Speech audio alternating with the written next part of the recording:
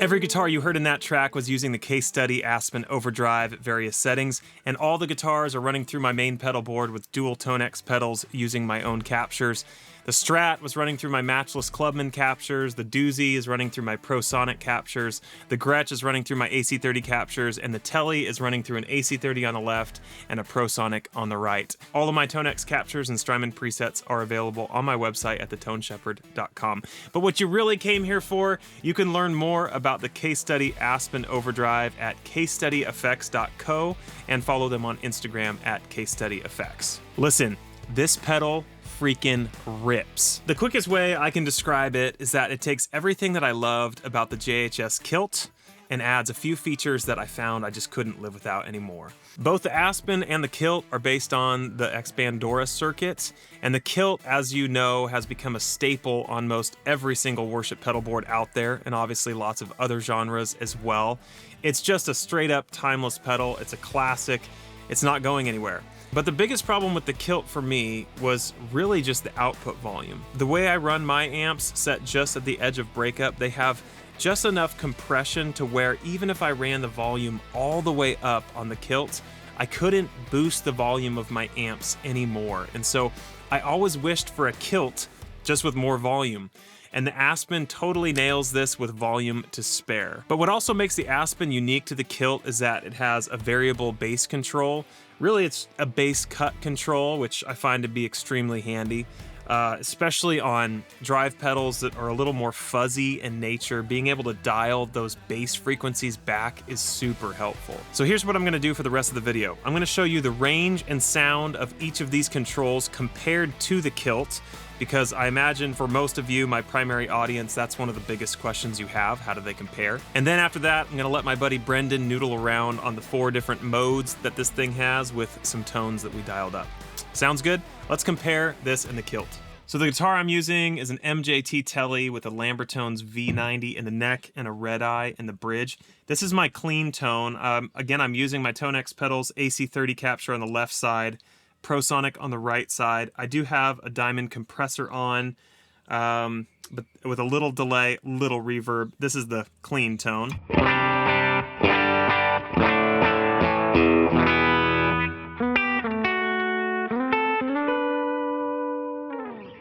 So let's just dive right into it. Let's compare the volume on the Kilt all the way up compared to the Aspen volume all the way up.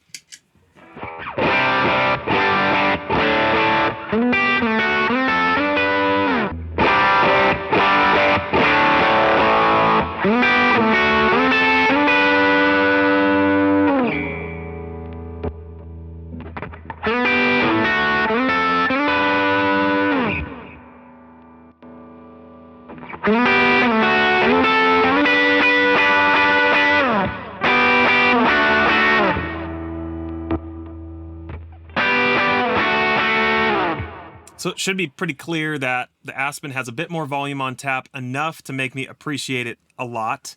You might have also noticed the Aspen by default is slightly brighter than the Kilt, with the tone at noon on the Kilt and the tone where it's at right there on the Aspen.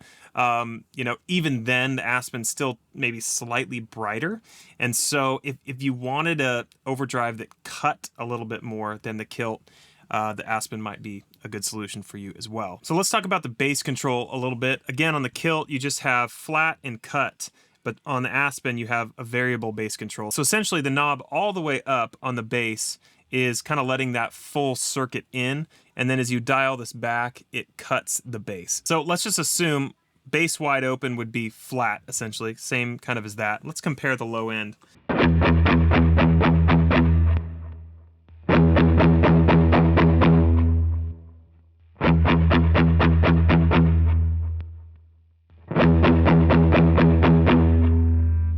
The Aspen has a little bit more flubby low end than maybe the Kilt does, but that's kind of a drastic setting, in my opinion, to put that bass knob. So all the way up sounds kind of a little bit flubby in the low end, but then let's see what happens when you turn it all the way down and then have this cut all the way down.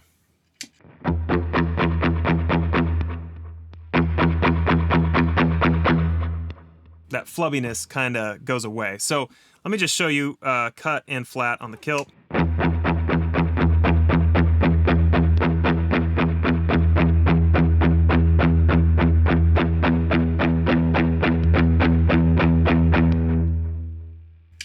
highly recommend you wear headphones with good bass response or studio monitors or something so you can actually hear it. If you're watching on a phone or TV speakers, perhaps maybe you won't hear it, but good sound system, you'll hear it.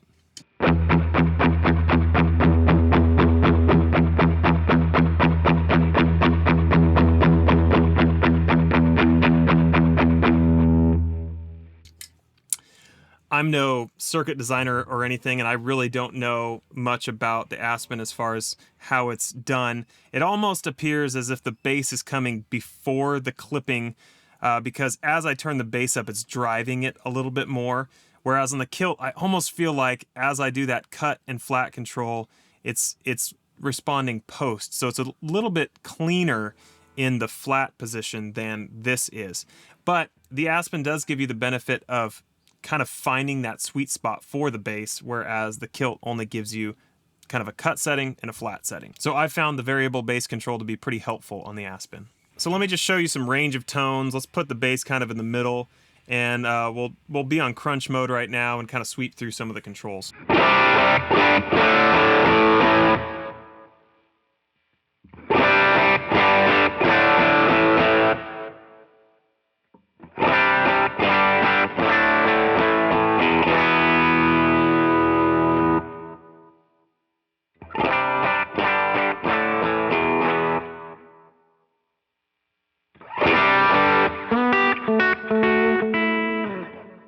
So for me, I wouldn't say that this is an excellent low gain pedal, though it's not meant for that purpose. But I would say anywhere around this setting or above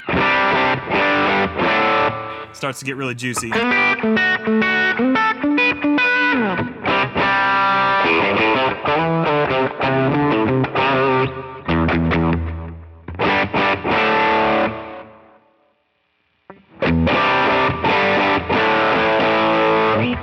Let's play with that tone control.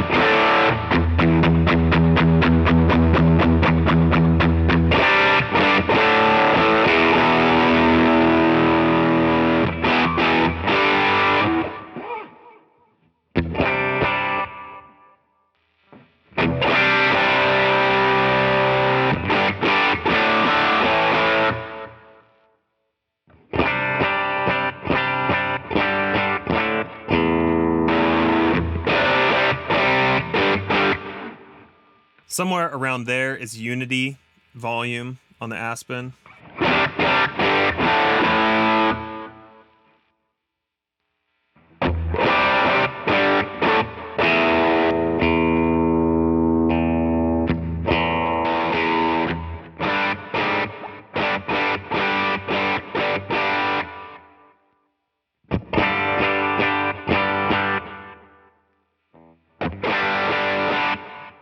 Whereas right here on the kilt, it's actually cutting volume from my clean signal.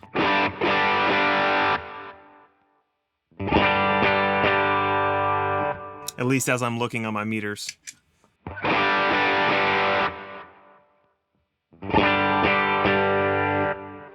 So again, the volume thing, kind of a big deal for me, just the way I wanted to use it. Now, if I wanted to use the kilt as a lighter gain stage or a second gain stage, maybe I could convert it to that, because I still really like the sound of the kilt, but again, can't quite get that volume boost that I really want. All right, so let's talk about the different modes. You've been primarily hearing crunch mode. Let me just play that again. And that's with these two toggles up right here. And then if you do switch 2 down, this is overdrive mode.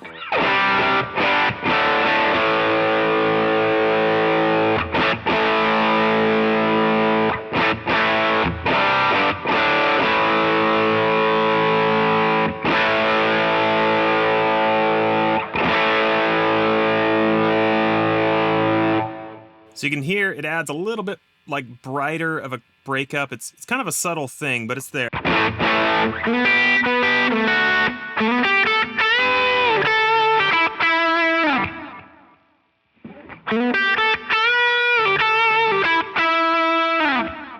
Adds a little bit more sustain, a little bit more grit.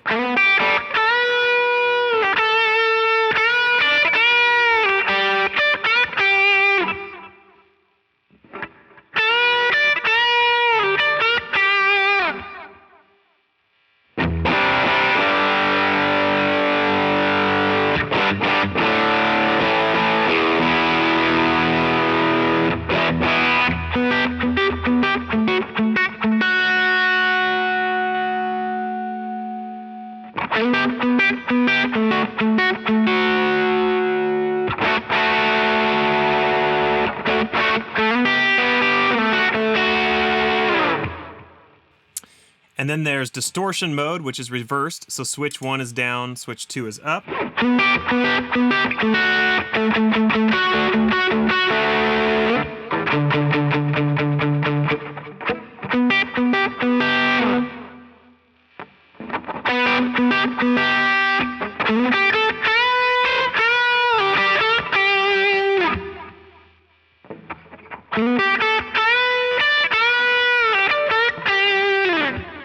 So you can definitely hear that hard clipping going on in that mode. It definitely is a little harsher of a sound. But not in a bad way, not a harsh sound, just like a harder overdrive sound or distortion sound.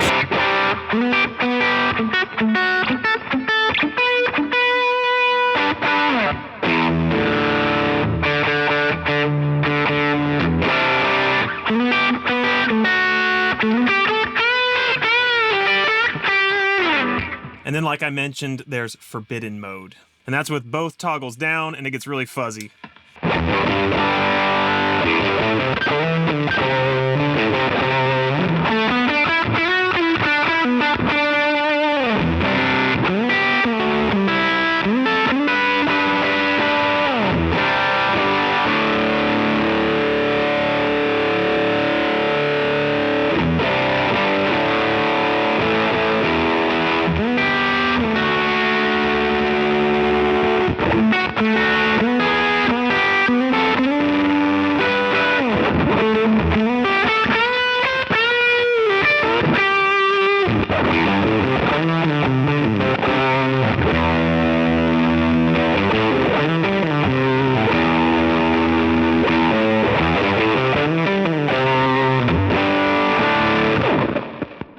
Now that compared to the kilt on the red mode with the gain all the way up, the kilt never quite gets that fuzzy.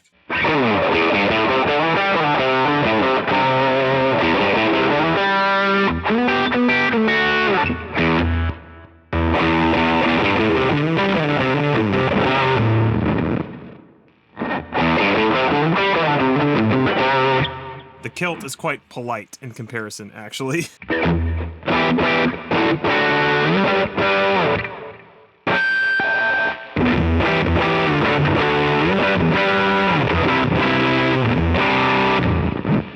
Forbidden mode is something that I probably wouldn't use a whole lot, but it's helpful for those situations where you might reach for a fuzz and maybe you don't have one on your board, but this is there already. And again, the kilt can't quite take you to that territory. So it could be a helpful tool in your tool belt on your pedal board if you need that kind of thing. But me personally, probably stay in crunch and overdrive modes most of the time. All right, enough of me playing. I'm gonna let you hear Brendan play through some noodling through these different modes with tones that we've dialed in a little bit more carefully that we thought were good representations of each mode. So hope you enjoy.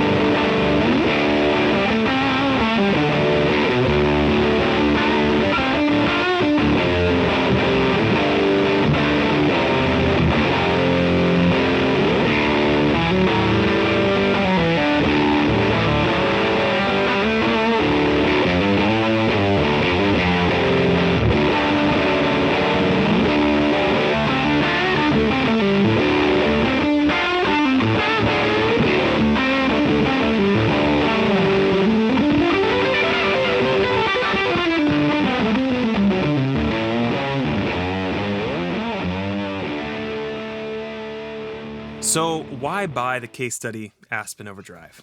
Like I mentioned, 1, it rips, okay?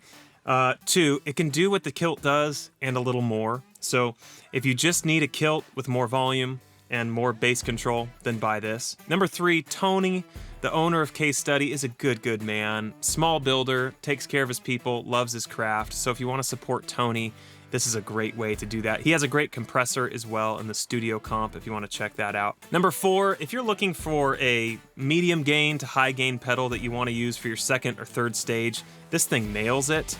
If you want this to do a really low gain overdrive, I would look elsewhere. That's not where this shines and that's not where it's meant to be. But if you're looking for that second or third stage, this is the pedal for you. Number 5, top mounted jacks. I mean, I know some of you are like really needing to save some space, may like the kilt, but may need like a little space savings, then this is for you. So to wrap this up, visit casestudyeffects.co for info on this pedal. Follow them on Insta at casestudyeffects as well. And I'd love to invite you to my Instagram as well at the Tone Shepherd, where I talk about worship, theology, philosophy, discipleship, and also nerd out on guitar gear at the same time. Kind of my whole thing is blending heart and craft for the worship community. So if that sounds like something you're into, you can subscribe to this YouTube channel here and then follow me on Instagram as well. And if you like the amp tones you were hearing, check out my TONEX resources on my website. Okay, I'm done. Bye. Be blessed.